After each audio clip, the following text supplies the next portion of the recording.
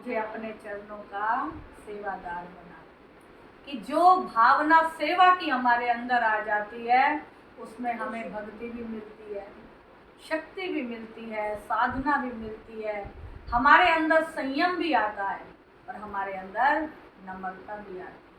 अभी हम भजन सुन रहे थे कि नीवा होके चल बंदया ते नीवे विच है रब मिलता, जे तू नीवा हो जावे ते रब तेरा है तू रब।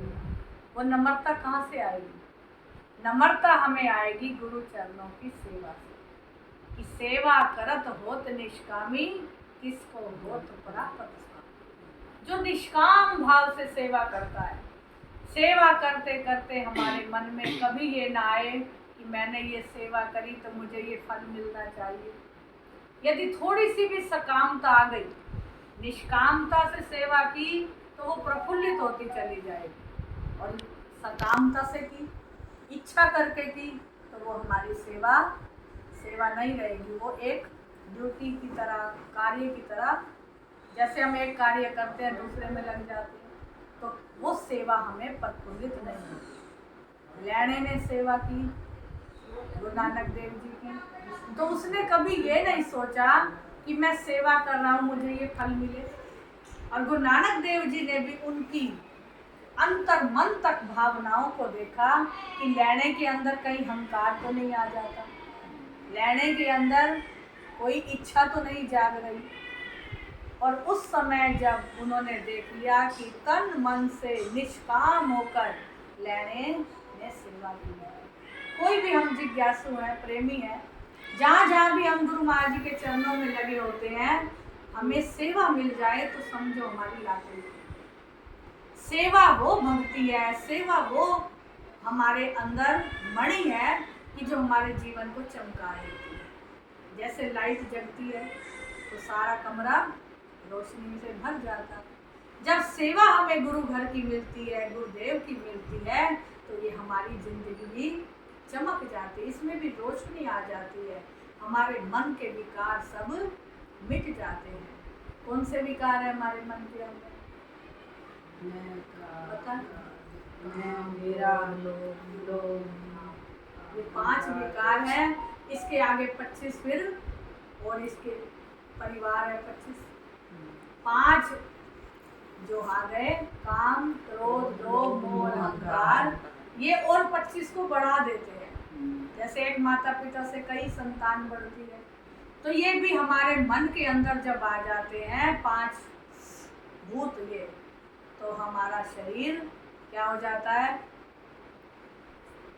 काम आया तो उसमें वासनाएं बढ़ जाएंगी, क्रोध आया तो हमारी अग्नि बढ़ जाएगी, अग्नि तत्व ज़्यादा बढ़ जाएगा।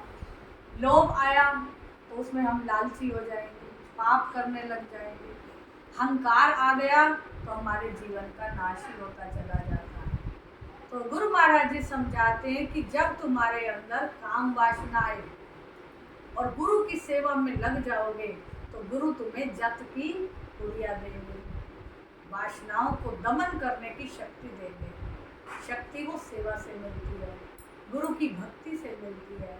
और जब तुम्हारे अंदर लोभ जाग आएगा, क्योंकि इंसान है तो लोभ भी आता है, जब लोभ आएगा तो गुरु महाराज जी हमें संतोष की दवाई देंगे।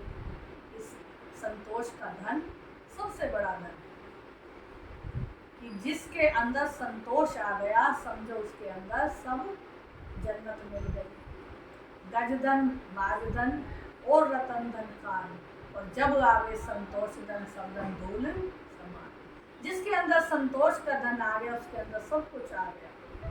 फिर यदि हमारे अंदर मोह जाग जाता है तो मोह के लिए हमें गुरु महाराज जी त्याग की दवाई देते हैं। तो थोड़ा थोड़ा अपने अंदर त्याग लाओ, वैराग लाओ। और जब अहंकार आ जाता है तो गुरु महाराज जी हमें नम्रता की दवाई देते हैं। तो जो गुरु महाराज जी के चरणों की सेवा भक्ति में लग जाते हैं, उनके भजन सिमरन में लग जाते हैं, तो ये 5 चोर आकर उन्हें धावा नहीं देते। 5 चोर उनके अंदर चोरी कर ही नहीं सकते, रहेंगे जरूर, लेकिन वो जो चाबी और ताला है भजन सिमरन का, वो हमारा गुरु महाराज जी के पास है। जब चाबी नहीं खुलेगी, ताला खुलेगा ही नहीं, तो चोर अंदर जाएगा कैसे, चाहे बाहर खड़ा रहे। इसीलिए जब हमारे अंदर सेवा होगी, भक्ति होगी, सिमरन होगा, नम्रता होगी, तो हमारे अंदर ये 5 चोर आ ही नहीं सकते। हमारे जीवन का कल्याण ही कल्याण हो जाएगा। इसीलिए गुरु चरणों की सेवा बड़ी चीज है। ये जन्नत से मिलाती है और हमारे हृदय के अंदर भावनाओं को जगाती है। हमारा जन्म सफल हो जाता है। तभी कहते हैं कि हर समय गुरु महाराज जी के चरणों से क्या मांगे, भक्ति दान मोहि दीजियो गुरुदेवन के देव, और नहीं कुछ चाहते निज दिन तुम लीसे। कि जिसने भक्ति की, सेवा की दात गुरु से मांग ली, उसका जीवन धन्य हो जाता है। उसका ये लोक भी सुखी बनता है और परलोक भी सुखी होता है।